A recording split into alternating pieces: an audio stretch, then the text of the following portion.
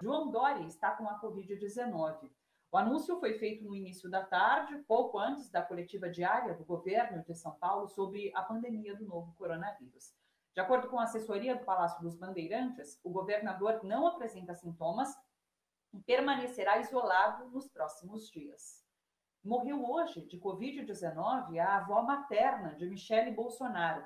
Maria Aparecida Firmo Ferreira tinha 81 anos e estava internada há mais de um mês em Ceilândia, no Distrito Federal. Ela chegou a ter alta na UTI na semana passada, mas o quadro se agravou e ela acabou morrendo hoje de manhã. Seguiu hoje para o Líbano a missão brasileira de ajuda humanitária liderada pelo ex-presidente Michel Temer. 2 aviões da Força Aérea Brasileira decolaram no final da manhã, levando a comitiva, levando também toneladas de alimentos que foram arrecadadas pela comunidade libanesa no Brasil e insumos hospitalares. Temer, que é investigado por corrupção, precisou de autorização da Justiça para sair do país. Ele lidera um grupo de 12 pessoas, entre senadores, empresários e representantes do governo brasileiro. Antes de embarcar, Temer disse que pretende ajudar a pacificar o Líbano. Vamos ver. Eu sigo para lá com esta comissão integrada por eminentíssimas figuras, o Paulo Scaff, o Pastore, o Nelson Trade, pessoas que me acompanham, o almirante Flávio Rocha e outros tantos, senhor presidente, na convicção de que lá nós seremos muito bem recebidos e todos lá desejosos de que o Brasil possa exercitar não apenas esta função humanitária, mas tendo em vista os vínculos tradicionais entre ambos os países, que também possa ajudar a solucionar os embates políticos, com autorização, naturalmente, das autoridades libanesas, mas que possamos dar a nossa colaboração para a pacificação interna daquele país. Rodrigo Maia avisou que não vai pautar a prorrogação do estado de calamidade. Ontem, o presidente da Câmara esteve reunido com Paulo Guedes, ministro da Economia, e depois do encontro disse que não vai ter jeitinho para furar o teto de gastos. Vamos ver.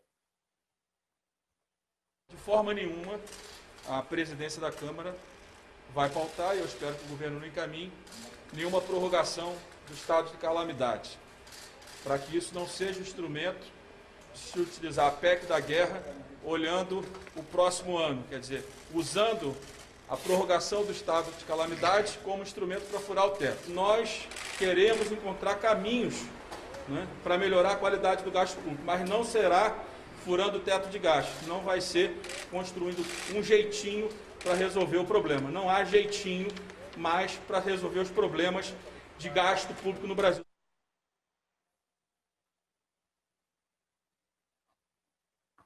Paulo Guedes disse que a tentativa de furar o teto de gastos pode colocar Jair Bolsonaro no campo de um impeachment. Vamos dar uma olhada também. Se nós tentarmos, no ano seguinte, a esse ano, que foi excepcional, seguirmos com o padrão de gastos, nós vamos para o caos. E os conselheiros do presidente, que estão aconselhando a pular cerca, a furar teto, vão levar o presidente para uma zona de incerteza, para uma zona sombria, uma zona de impeachment, de irresponsabilidade fiscal.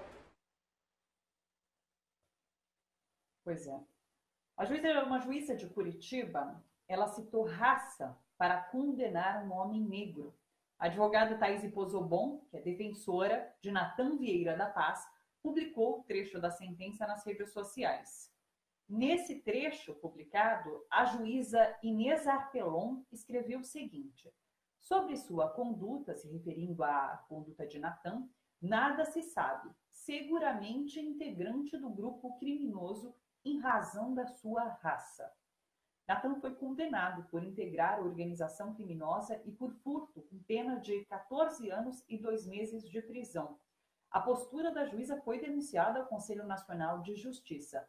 Pozobon, advogada de defesa de Natan, está pedindo a anulação dessa sentença. Uma última notícia: o Brasil pode entrar para a lista suja da Organização das Nações Unidas. Relatores da ONU receberam denúncias e já estão investigando o dossiê produzido pelo Ministério da Justiça com nomes de funcionários públicos que integram o movimento antifascista. De acordo com o jornalista Jamil Chad, essa denúncia foi levada à ONU de forma discreta por pessoas que têm identidade não revelada porque temem represálias. A denúncia dessa investigação do Ministério foi feita pelo portal UOL, que teve acesso a esse dossiê. Ontem, no final da noite, o Ministério da Justiça enviou uma cópia desse documento para a Câmara dos Deputados. Bom, sobre todas essas notícias, ou parte delas, a gente conversa agora com Leandro Fortes. Oi, Leandro, tudo bom? Olá, Thalita, como vai? Tudo bem? Tudo certo. Leandro, queria começar comentando com você a fala de Michel Temer, porque ele diz que busca pacificar internamente o Líbano.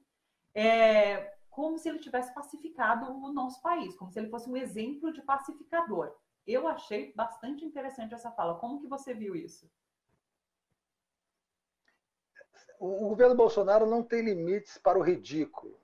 Michel Temer está para o Líbano como uma esfirra está para o McDonald's. Ele não representa em nada o povo do Líbano. Ele é uma vergonha para o povo do Líbano. Embora tenha origem libanesa, ele é um vexame nacional e internacional. É um homem investigado por corrupção, um golpista, traidor, um cabra safado.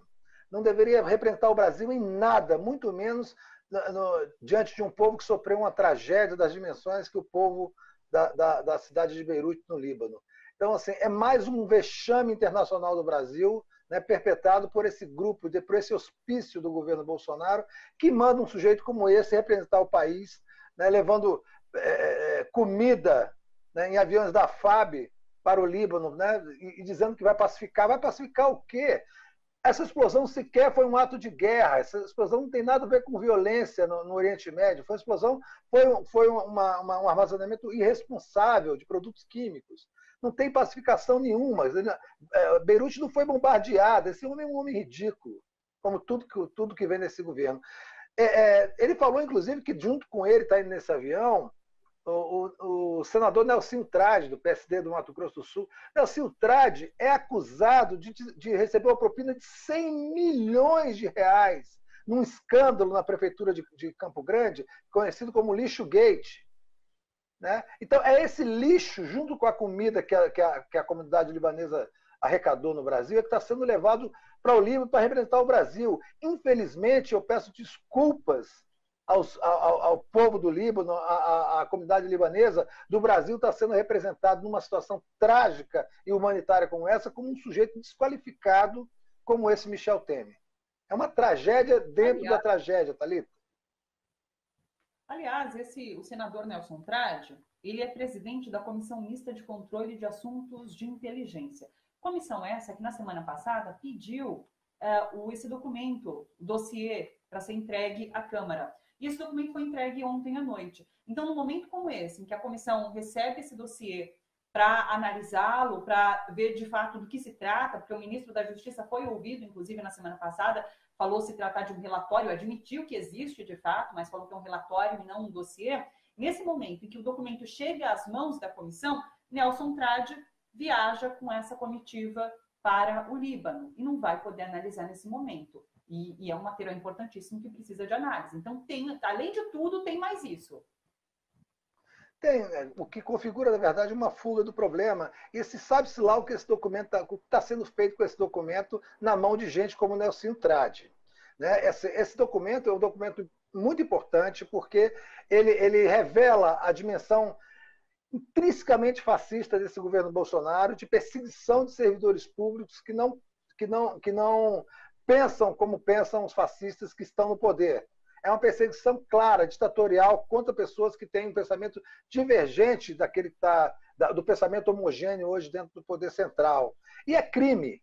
E é fascista, porque eles estão perseguindo, sem nenhum escrúpulo, eles estão perseguindo os antifascistas. Né? Então, fizeram um documento contra os antifascistas, ou seja, eles estão protegendo a si mesmos, admitindo que são fascistas.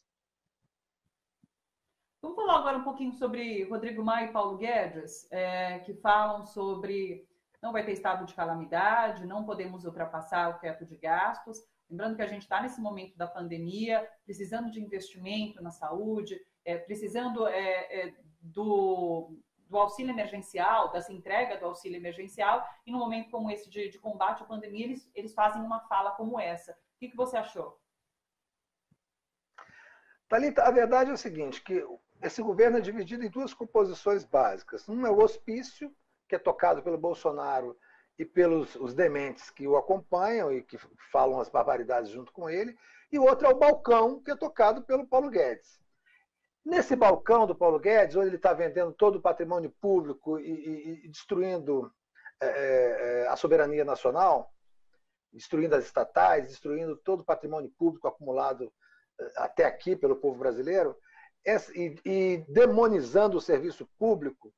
Então, esse balcão, essa superestrutura formada por esse balcão, ela tem o apoio incondicional do presidente da Câmara, Rodrigo Maia, e do presidente do Senado, Davi Alcolumbre, porque eles têm a mesma ideologia neoliberal e eles querem destruir tudo, querem vender tudo o mais rapidamente possível.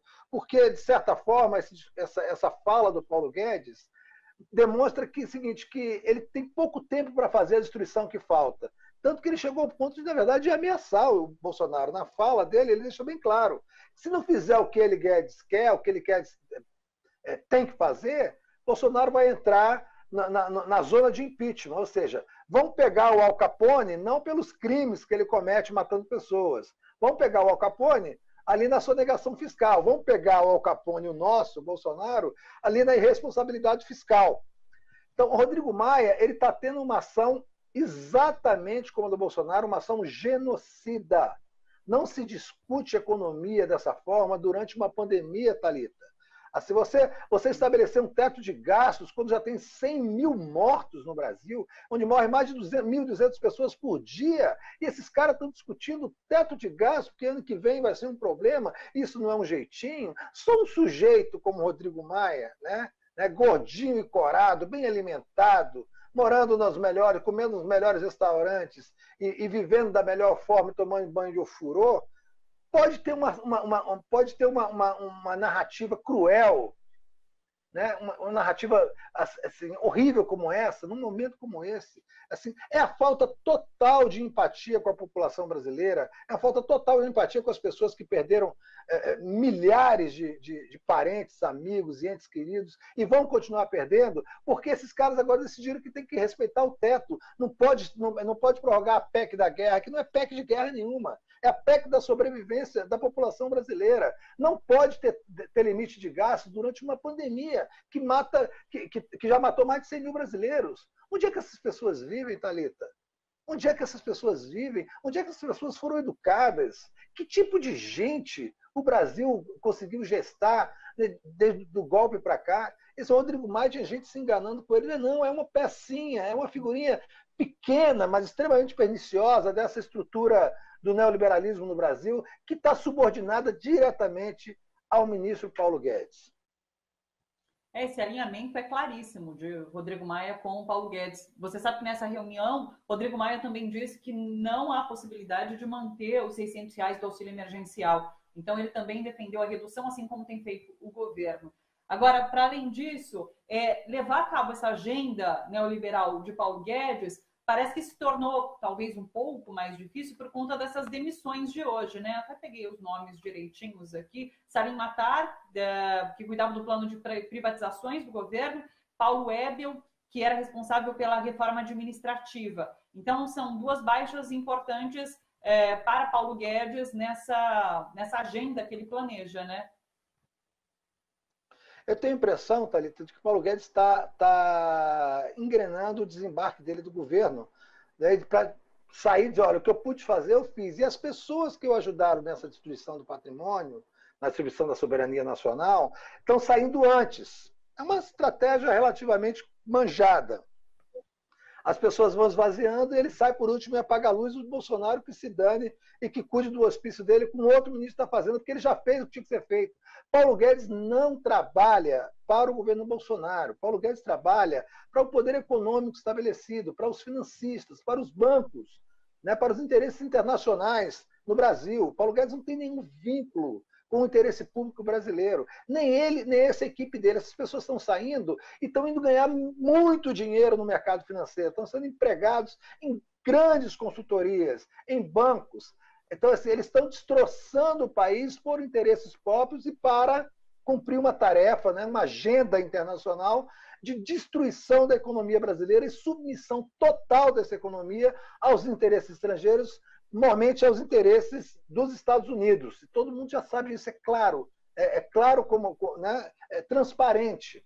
Então, Paulo Guedes está preparando o desembarque dele, mas antes ele vai destruir e vai vender tudo o que é possível fazer para cumprir a agenda liberal, com o apoio do Congresso, com o apoio de Rodrigo Maia, com o apoio de Davi Alcolumbre e com o apoio da mídia, essa mesma mídia que parte da esquerda, nessa nossa esquerdinha namastê, fica se debulhando em lágrimas com o William Bonner no Jornal Nacional falando de 100 mil mortos. Eles estão cagando e andando, Thalita, para esses 100 mil mortos. Eles querem cumprir a agenda política e preparar o terreno para eleger um outro Bolsonaro, mas que pelo menos tenha bons modos, não tenha boca podre e tome banho. É isso que está acontecendo agora no Brasil. Leandro Fortes, um beijo enorme para você. Se tudo der muito certo, até sexta-feira. Muito obrigado. Um beijo para você também, Thalita. Até sexta-feira.